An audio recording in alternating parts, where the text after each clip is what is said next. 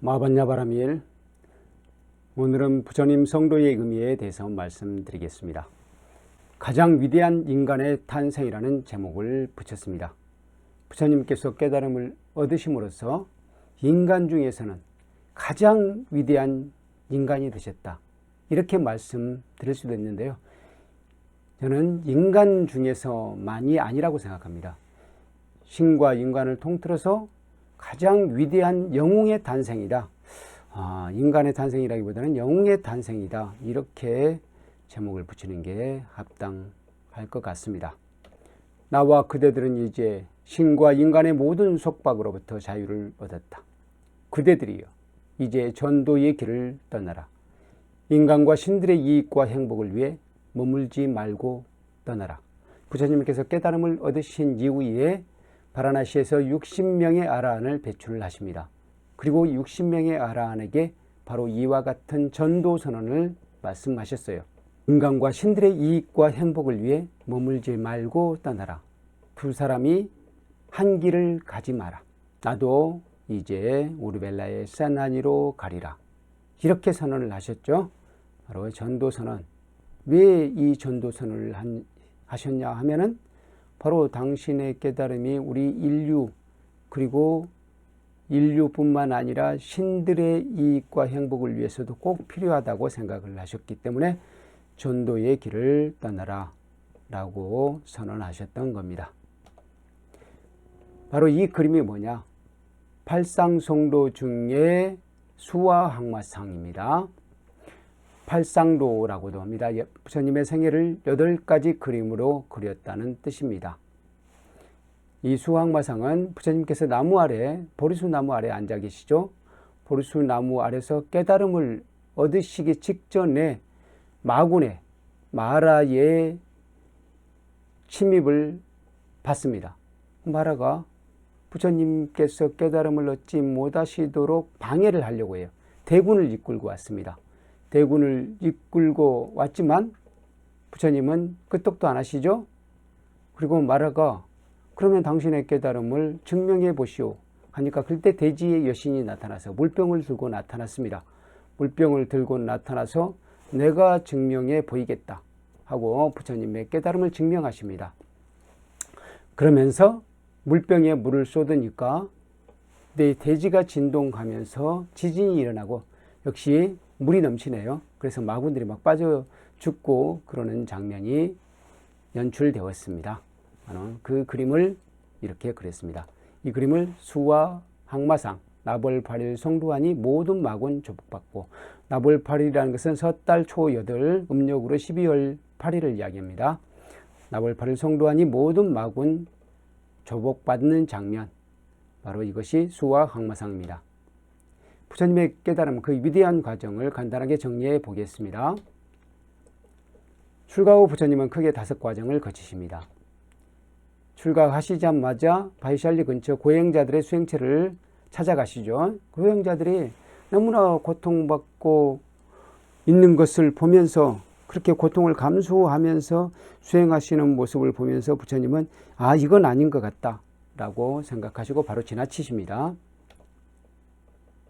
그리고는 라지기리 근처 알라라칼라마의 수행체에서 무소유 처정을 증득하십니다.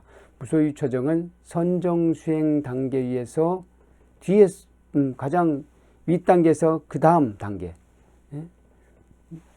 높은 수행의 선정의 경지입니다. 근데 그걸 바로 증득하시거든요. 바로 증득하시자마자 알라라칼라마가 당신에게 이 수행체의 반을 주겠소. 나와 함께 이 수행처를 이끌어 나갑시다 라고 파격적인 제안을 했지만 부처님은 바로 거절하고 떠나십니다. 왜 떠나셨냐면은 선정에 들어가 있을 때는 아주 행복했지만, 아주 고요하고 평화로웠지만 선정에서 나오고 나면 다시 번뇌의 세상 속으로 오게 된다는 것이죠. 그래서 이건 내가 가는 궁극적인 길이 아니다 라고 생각하시고 떠나십니다. 그리고는 또 한 유명한 수행처, 그 당시 명성이 자자한 수행처로 가십니다. 그곳이 우타카라마부타의 수행처였습니다. 그곳에서는 선정 수행의 최고 단계인 비상, 비비상 저정을 증득하십니다. 그러나 이 비상, 비비상 처종도 마찬가지였습니다.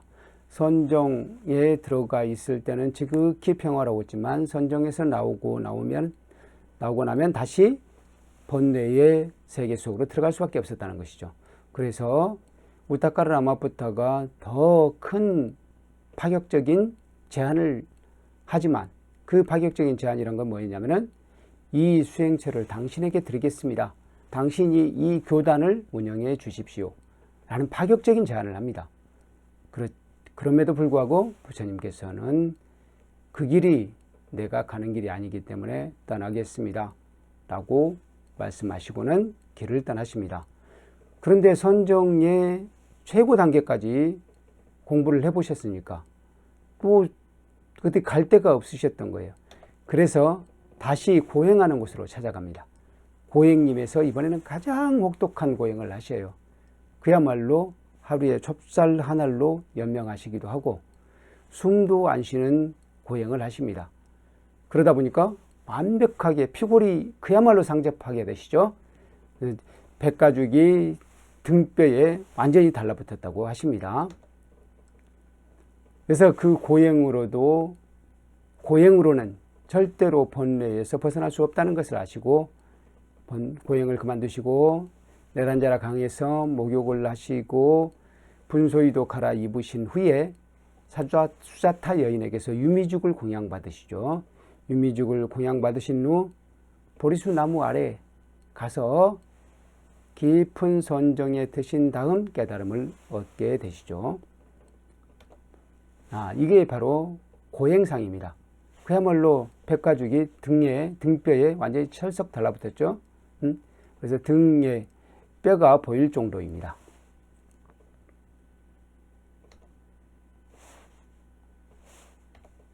네, 이건 바로 수자타 마을에 있는 수자타 여인, 부처님께 유미죽을 공양했던 수자타 여인을 기념하는 탑입니다.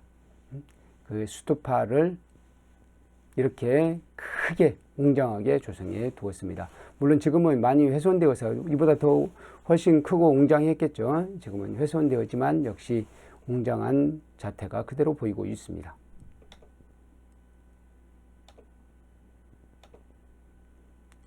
부처님의 깨달음, 그 위대한 과정, 그 이야기를 대략 살펴보도록 하겠습니다. 부처님께서 깨달음을 얻으시기 직전에 중생의 욕망과 분노, 어리석음을 먹고 사는 마라가 마왕 파피아스라고도 부르죠.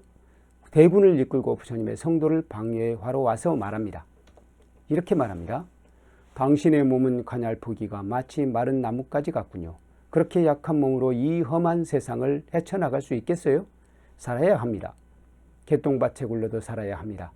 일어서서 운동하십시오. 영양가 있는 음식을 많이 드시고 즐겁게 사십시오. 즐겁게 살면 건강해집니다. 어렵게 수행하여 어렵게 깨치려 마시고 신에게 기도하십시오. 배달을 공부하고 희생제를 지내고 불을 섬기면 얼마든지 큰 공덕을 쌓을 것입니다. 그 공덕으로 즐기고 살면 인생이 얼마나 활력 넘치겠어요? 라고 유혹하는 거예요. 근데 얘기가 좀 그럴듯하잖아요. 그렇게 몸이 약해서는 이 험한 세상을 헤쳐나갈 수 없다. 그냥 운동하시고 영양가 없는 음식 드시고 대신 신에게 기도해서 복 받으십시오. 이렇게 이야기하는 거예요. 그러니까 부처님께서 이렇게 말씀하십니다. 그런 그 전에 이 마라가 어떤 존재인지 제가 생각하기에는 인도의 사랑이신 까마라고 느껴집니다. 까마, 이 오른쪽에 있는 분이 까마입니다. 까마는 이런 닭입니까? 꿩입니까? 이런 새를 타고 가죠. 새를 꿩인 것 같죠. 그 새를 꿩도 아니고 앵무새인가요? 어쨌든 이런 새를 타고 다니고요. 화살을 들고 있습니다. 그리고 이 화살에 맞는 사람은 사랑에 빠지게 돼 있어요. 사랑에 빠지게 돼 있습니다. 그래서 이 사랑의 신 까마, 이분은 건장한 청년이에요. 그런데 이 왼쪽에 있는 이는 누구냐면은 그리스의 사랑의 신 에로스입니다. 에로스는 소년의 모습을 하고 있네요. 인도의 사랑의 신은 청년의 모습을 하고 있는데 소년의 모습을 합니다. 소년의 모습을 하고 있고 등에 날개가 달려 있고 역시 활을 들고 있습니다. 이 활에 맞아도 역시 사랑에 빠지게 됩니다. 이 사랑의 신이 아닌가 싶어요. 이 사랑은 우리 부처님의 사랑, 예수님의 사랑 이런 무조건적인 사랑이 아니에요. 아주 자비로운 사랑이 아니에요. 이건 남녀 간의 애욕입니다. 이 애욕의 신, 어떻게 사랑의 신이라기보다는 그냥 애욕의 신이라고 하는 게 더 구별하기 편할지 모르겠습니다. 애욕의 신, 깜마가 우리 불교에서는 마라라는 이름으로 오지 않았느냐 하는 생각이 듭니다.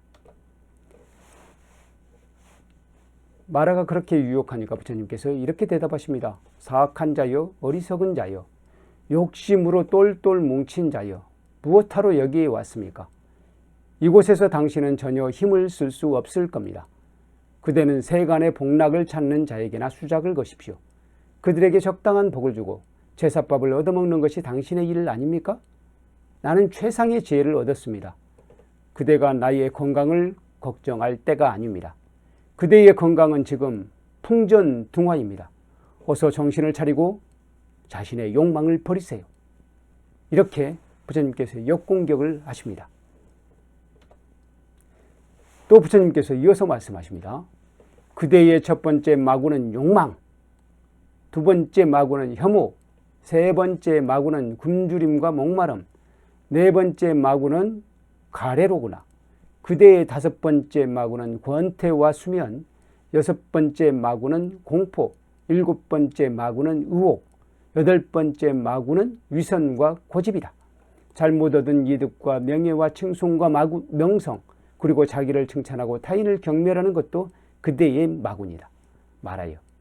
이것들이 그대의 군대, 검은 마라의 군대이다. 비겁한 자는 마군을 이기지 못하나 영웅은 마군을 이겨내어 즐거움을 얻는다. 나는 마군을 맞아 싸우리라. 라고 이렇게 용감하게 말씀을 하시는 거예요. 한번 보셔요. 마군을 보십시오. 욕망, 혐오, 굶주림과 목마름, 가래, 권태, 수면, 공포, 의혹, 위선, 고집, 그리고 잘못 얻은 이득, 명예, 칭송, 명성, 자기를 칭찬하는 것, 타인을 경멸하는 것, 이게 마군이라고 합니다. 그러니까 마군이 가만히 보면은 이 엄청난 수나라의 100만 대군, 당나라의 10만 대군 이런 것들이 아니에요. 이런 것이 아닙니다. 욕망, 혐오, 권태, 수면, 의혹, 의심, 위선, 고집, 명예, 칭송, 명성 이런 것들이에요. 가만히 보면 우리가 늘 본능적으로 추구하는 것 또는 의식적으로 추구하는 것, 그것이 바로 마군의 군대라는 거예요. 그러니까 우리 내면 속에 있는 욕망, 번뇌 덩어리들이 바로 마군이었다는 것입니다. 이걸 가만히 보면 이렇게 이야기할 수도 있어요. 그러니까 마군이, 마라의 군대가 엄밀히 말하면 우리 내면 속에 있는 번뇌들이다. 그러니까 이 마군을 물리셨다는 것은 부처님께서 당신에게 일어날 수 있는 모든 번뇌를 물리셨다. 이렇게 해석할 수도 있겠습니다. 그대는 과거 세상에서 조그마한 보시의 인연을 닦아서 천상의 신이 되었다. 천상의 신이 바로 까마가 아니겠습니까? 천상의 신이 되었다. 하지만 그 복은 영원하지 않아 반드시 다시 윤회하게 되리니 사막도에 빠져서 헤어나기가 어려울 것이다. 사막도라는 것은 지옥아기 축생입니다. 마라가 또 대답했습니다. 좋소. 그대가 어떻게 보리좌에서 깨달음을 이룰 것인지 누가 증언할 수 있어? 보살은 두 발 위에 포개놓은 두 손 가운데 오른손을 조용히 풀고 대지를 가리키며 대답했다. 부처님께서 바로 이와 같은 보리좌, 이렇게 높은 곳에 계시진 않았겠죠. 바닥이었을 겁니다. 풀을 깔고 앉으셨기 때문에 어쨌든 이렇게도 이제 형상화했습니다. 불상을 보니까 태국 것 같이 보이네요. 이거 이제 보리수 나무고요. 보리수 나무 중간에 이렇게 부처님의 형상을 만들었습니다. 이 수인이 뭐냐면은 항마촉진이에요. 항마촉진. 마라를 항복시키고 촉지, 대지를 가리켰다 라는 뜻이에요. 대지를 가리켰다. 그러니까 부처님께서 이렇게 선정인을 맺고 계셨어요. 선정인을 맺고 계시다가 오른손을 풀고 왼손은 그대로 놔두고 대지를 가리켰습니다. 손을 대지를 가리켰어요. 이게 항마척지인이에요. 이렇게 하시고는 이 땅이 나의 과보를 알고 있다. 이 말을 마치자 대지가 크게 진동하더니 대지의 신이 연꽃이 가득 담긴 병을 들고 땅에서 솟아나와 말하였습니다. 말하였던 것이 뭐였냐면은 아까 내가 증명한다. 그리고는 말하여 그대는 더 이상 부처님의 깨달음을 방해하지 말아라 라고 얘기합니다. 인류와 신들의 이익을 위해 부처님께서 깨달음을 얻고 계시는데 네가 방해했어야 되겠느냐. 어서 썩 물러가라 라고 이야기합니다. 그리고는 수화항마상 그림에 보면은 이 물이 막 찰렁거리고 그러니까 대지의 신의 물병에서 쏟아져 나오는 물에 의해서 이게 바닥이 완전히 홍수처럼 되고 또 대지가 진동하면서 지진이 일어났다고 합니다. 그러니까 마라가 항복 선언을 할 수밖에 없었죠. 바로 부처님께서 깨달음을 얻으신 그 나무가 바로 이 나무입니다. 이 나무 보드가야 부다가야에 있는 아름드리 나무입니다. 그런데 이 나무는 부처님께서 깨달음을 얻으셨던 바로 그 나무는 아니라고 해요. 그 나무를 꽃꽂이에서 스리랑카로 갑니다. 스리랑카로 갔다가 이 나무가 생명을 다하니까 스리랑카의 나무를 다시 꽃꽂이해서 이 나무를 심었다고 합니다. 그러니까 결국 그 나무라고 할 수도 있겠죠. 부처님께서 깨달음을 얻으신 그 보리수 나무입니다. 그래서 이 부분이 금강자가 되겠죠. 그래서 이 부분 앞에는 이 부분은 이제 장엄되어 있고요. 그 앞에 여러 우리 스님들이 아마 티베트 스님들 같아요. 스님들이 앉아서 수행하고 계십니다. 바로 이 강이 네란자라 강입니다. 네란자라 강, 이 강에서 부처님께서 목욕을 하셨다고 합니다. 그래서 여기에 지금 소들이 있죠. 소들이 아주 평화롭게 놀고 있습니다. 그 소들의 등 위에는 가마우지가 앉아있네요. 이 모습을 보고 가마우지가 소를 괴롭힌다고 생각했는데 그게 아니었더라고요.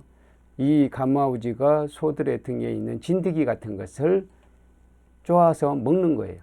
그러니까 그럼으로써 소의 해충들이 사라지는 거죠. 그래서 가마우지와 새는 서로 공생관계에 있다고 합니다. 오른쪽에 있는 큰 사원은 바로 마보디 대탑이라고 부르는데요.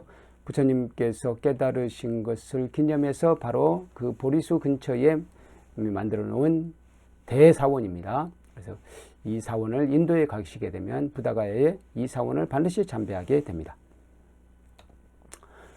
마라는 그렇게 해서 마라가 물러간 다음에 대지의 신이 부처님의 깨달음을 증명하니까 마라가 꼼짝 못하고 물러갑니다. 그래서 집안에 가서 집안 회의를 하는 거예요. 회의를 해서 내가 이렇게 부처님께 당하고 왔다 라고 이야기하니까 세 딸이 나섭니다. 우리가 미인계를 써서 부처님을 유혹해 보겠습니다 라고 세 딸이 나서요. 세 딸, 첫 딸은 땅아이고요, 둘째 딸은 아라띠고요, 셋째 딸은 나가입니다. 각각 가래, 불쾌, 탐욕이라는 의미가 있어요. 이 세 딸이 아름다운 여인으로 변신해서 부처님 앞에 가서 춤을 추면서 노래하면서 부처님을 유혹하는 거예요. 근데 부처님은 전혀 흔들리지 않으셨죠? 그러니까 이 부처님께서 전혀 흔들리지 않으니까 이들이 본 모습을 변해요. 아주 쭈글쭈글한 노파처럼 변합니다. 노파처럼 변해서 추한 모습이 그대로 드러나는 거예요. 그러니까 이들이 깜짝 놀라서 결국 물어날 수밖에 없죠. 바로 이 세 딸이 유혹하는 장면을 그린 그림이고요. 여기도 마찬가지입니다. 딸들이 유혹하고 있어요. 그리고 마라가 여러 가지 모습으로 나타나서 부처님을 위협합니다. 그리고 이 신이 바로 까마데와죠. 까마데와 마라가 이렇게 화살을 들고 나타나기도 합니다. 화살을 들고 나타나서 부처님께 사랑의 화살을 쏩니다. 그렇지만 그게 부처님께 가서 맞겠습니까? 중간에 가다가 툭툭 떨어지고 말겠죠. 바로 이렇게 부처님께서 마라를 항복시키는 장면이 그림으로 그려졌습니다. 그럼 부처님 성도의 의미, 이렇게 해서 부처님께서 깨달음을 얻으셨는데요. 부처님께서 깨달으신 것, 그것의 역사적인 의미는 무엇일까 한번 생각해 보도록 하겠습니다. 첫 번째로 제목에서도 간단하게 보여드렸듯이 신보다도 위대한 인간의 탄생이다, 이렇게 말씀을 드릴 수가 있겠고요. 자력신앙의 탄생이다, 두 번째로 잡아봤습니다. 세 번째는 중도 영기와 공무아의 발견이다. 네 번째, 인류 역사상 가장 완벽한 영웅의 탄생이다. 이렇게 네 가지로 정리를 했습니다. 뒤에 있는 탑은 무슨 탑이냐면요, 다르마지카 탑이라고 하는데요. 다르마지카 탑, 부처님께서 첫 설법을 하셨던 바라나시 사르나트에 있는 다르마지카 탑입니다. 그 사르나트에는 두 개의 탑이, 유명한 탑이 있어요. 다메크 탑이 있고, 첫 설법지에 세워진 다메크 탑, 그리고 역시 첫 설법지 근처에 있는 다르마지카 탑, 이 두 탑이 있는데요. 다르마지카 탑을 배경 화면으로 썼습니다. 인간선언이란 것은 무엇이냐? 부처님께서 성도하시기 전에는 누구도 인간이 신보다도 위대해 줄 수 있다는 생각을 하지 못했습니다. 근데 부처님께서 태어나실 때 천상천하 유아독존, 이 세상에서 내가 가장 존귀하다 라는 선언을 하셨잖아요. 내가 가장 존귀하다 할 때 나는 바로 인간입니다. 그것을 바로 증명한 것이 바로 이 성도예요. 성도를 통해서, 성도하기 전에는 인간이 가장 위대하다고 할 수 없어요. 부처님이 가장 위대하다고 할 수 없습니다. 근데 성도하신 후에 비로소 깨달은 인간이 신보다도 위대하다라고 말씀드릴 수가 있습니다. 왜 신보다도 위대하냐? 신은 번뇌에서 벗어나지 못했어요. 한번 생각해 보세요. 세상에 어떤 신이 번뇌에서 벗어났는지 생각해 보세요. 어떤 신도 번뇌로부터 완전하게 해방되지 못했습니다. 오직 부처님만이 번뇌로부터 완벽하게 해방했다고 할 수 있습니다. 그런 면에서 마찬가지로 우리들도 부처님처럼 깨달을 수 있잖아요.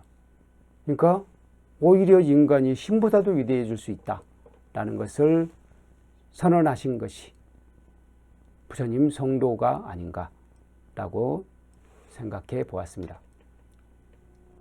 인도의 경우 당시에 가장 위대한 존재라면 창조의 신 브라마와 신들의 왕 인드라였습니다.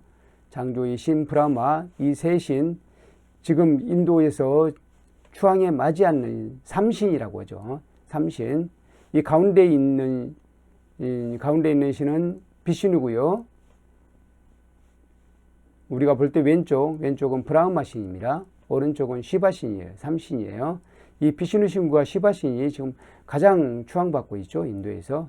시바 신이 좀 더 추앙을 받고 있다고 할 수도 있고, 또 근데 비슈누 신은 다른 화신들이 있습니다. 화신 중에서 아주 인기 있는 신이 라마와 크리시나예요.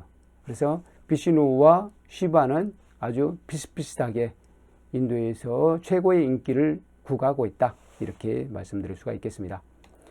근데 부처님 당시에는 이 브라흐마와 인드라가 오히려 더 인기 있었다, 이렇게 이야기할 수 있겠습니다. 인드라 신은 코끼리를 타고 다니고요, 손에는 번개를 들고 있습니다. 번개는 바지라입니다. 바지라가 모양이 좀 그렇네요. 더 바지라다운 바지라를 보여드리겠습니다. 이건 네팔의 카트만두의 수와얀부나트에 있는 바지라입니다. 바지라. 번개를 이렇게 형상화했다고 합니다. 부처님의 깨달음은 신에게 종속되지 않는 인간의 자존선언이다, 이렇게 말씀을 드릴 수가 있겠고요. 인간 스스로가 궁극적인 문제를 해결할 수 있음을 선포한 것이다. 이 신들에 의해서 인간들이 많은 소원을 풀이를 해요. 근데 그렇지만 그럴 경우에도 번뇌, 생로병사의 번뇌를 해결해 줄 수 있는 사람은, 신은 아무도 없었습니다.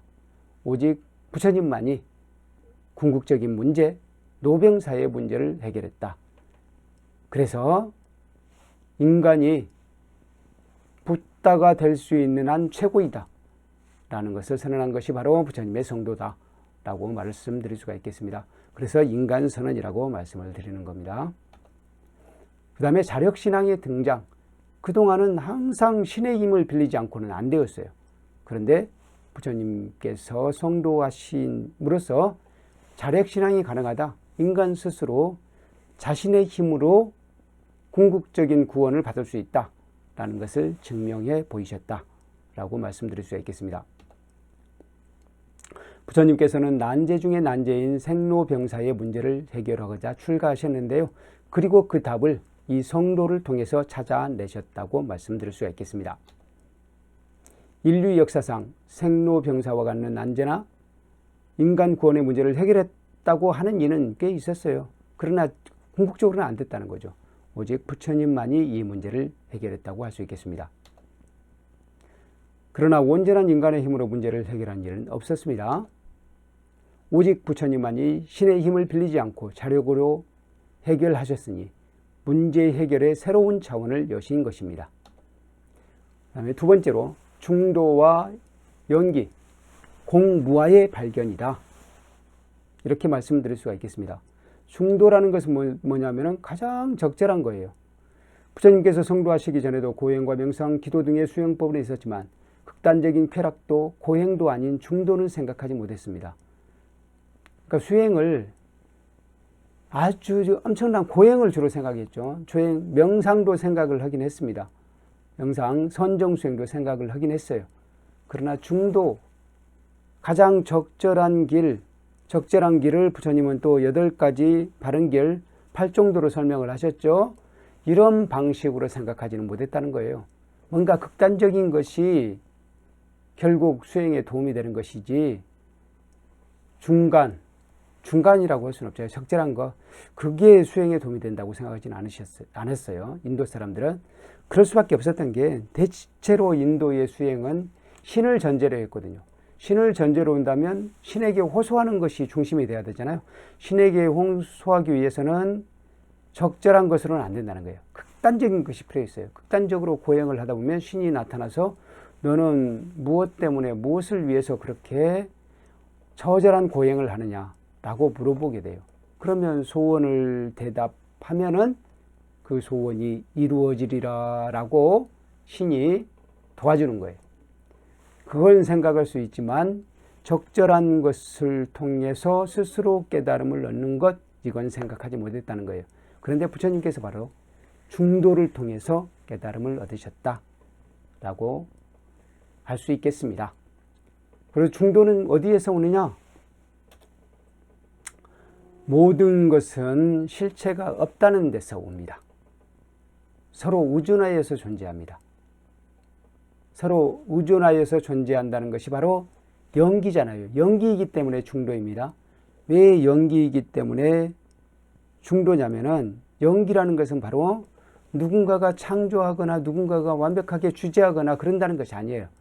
서로 인연이 돼서 서로 우존하여서 이 세상의 일들이 꼬리에 꼬리를 물고 계속해서 변화해 가고 일어나는 것이지, 누군가가 신이 조정을 해가지고 이 세상에 땅을 만들고 뭐 흙을, 공기를 만들고 이렇게 했다는 것이 아니에요. 서로 연결되어서 끊임없이 그 자체로 재생산된다는 것입니다. 그렇기 때문에 신들에게 빈다고 해서 이렇게 서로 우존하여 각자 알아서 돌아가는 세상을 바꿀 수가 없는 것이에요. 그래서 중도가 생긴 것입니다. 스스로 해결할 수밖에 없는 것이에요. 스스로 해결하기에 가장 적당한 것이 바로 중도예요. 그러니까 연기가 아니면 중도도 생각할 수 없다. 이렇게 말씀드리겠습니다. 그래서 중도하고 옆에다가 가로에 연기를 넣었던 것이죠. 그러면 연기이기 때문에 무아입니다. 서로 의존하여서 존재하기 때문에 각자 따로 존재하는 것이 아니에요. 그러니까 실체가 없다는 거예요. 실체가 없다는 것이 무아, 공입니다. 그러니까 연기를 생각하지 못한다면 공무아도 생각할 수 없다고 얘기할 수 있겠습니다. 부처님의 깨달음으로 인류의 사상이 중도, 연기, 공무아라는 새로운 지평을 열게 되었다. 이렇게 말씀드릴 수가 있겠습니다. 그 전에는 실체가 없다는 걸 생각을 못했어요. 모든 것은 따로따로 실체가 있어서 존재한다 라고 생각을 했어요. 근데 부처님께서는 개별적인 실체는 없다. 개별적인 실체는 없지만 서로 연기하여서 우리에게 존재하는 것처럼 보인다. 또는 뭐 일시적으로 존재한다. 이렇게 이야기할 수 있겠습니다. 일시적으로 존재한다. 다시 말해서 그 조건이 끝나게 되면 존재하지 않는 것처럼 된다는 것이죠. 바로 이 사상이 부처님의 깨달음으로 인해서 지평을 열게 되었다. 이렇게 말씀드릴 수가 있겠습니다. 인류 역사상 가장 완벽한 영웅에 탄생했다. 부처님도 인도 신화의 여러 영웅들처럼 중요한 과업을 완수하여 묻영웅의 대열에 들어가셨습니다. 그러니까 인도 신화의 여러 영웅들이라고 한다면은 신화 속에 나오는 신들이 다 그런 과업을 완수하고 영웅이 되거든요. 비슈누의 화신, 10명의 화신이 다 마찬가지고요. 그러니까 그 중에서 우리가 유명한 사람, 라마나 크리슈나죠. 라마나 크리슈나 다 중요한 과업을 완수하여서 인도인들이 영웅으로서 추앙을 하고 있습니다. 부처님도 마찬가지로 노병사의 문제를 해결하셨잖아요. 그러니까 중요한 과업을 완수하고 영웅의 대열에 들어가셨다라고 말씀드릴 수가 있겠습니다. 영웅의 일생은 대체로 탄생, 모험 떠나기, 부처님 모험 떠나시잖아요. 출가를 하시잖아요. 수리한 스승 만나기, 수승을 만나셨어요. 그런데 결국에는 진짜 스승은 자기 자신이었어요. 그러고 나서 위대한 힘을 보유하게 됩니다. 그리고 과업을 달성해요. 많은 중생을 구제하고 교화를 하게 되잖아요. 그리고는 귀환이라는 것은 우리 열반 여행을 귀환이라고 할 수 있겠네요. 그리고 마침내 위대한 열반으로 가게 됩니다. 이렇게 구성되어 있습니다. 부처님의 일생도 이 영웅의 일생 구성하고 같습니다. 이 일생의 과정 중 모든 것이 완벽한 영웅은 없었습니다. 부처님의 탄생으로 인해 우리는 탄생, 수련, 과업, 달성, 죽음의 과정까지 일생의 모든 것이 완벽한 영웅을 만나게 되었습니다. 그렇게 해서 우리는 이렇게 인간으로서 위대한 과업을 완성하신 분, 그분이 그 과업을 완성하신 날이 바로 성도 제일 섣달 초8이라고 할 수 있겠습니다. 연도를 한번 대략 생각해 볼까요? 부처님께서는 BC 544년, 서기 전 544년에 열반에 드셨습니다. 열반에 드셨고 깨달음을 얻으신 것은 그로부터 45년 전이에요. 그러면 544에다가 45를 보태면 578이네요. 그러면 이렇게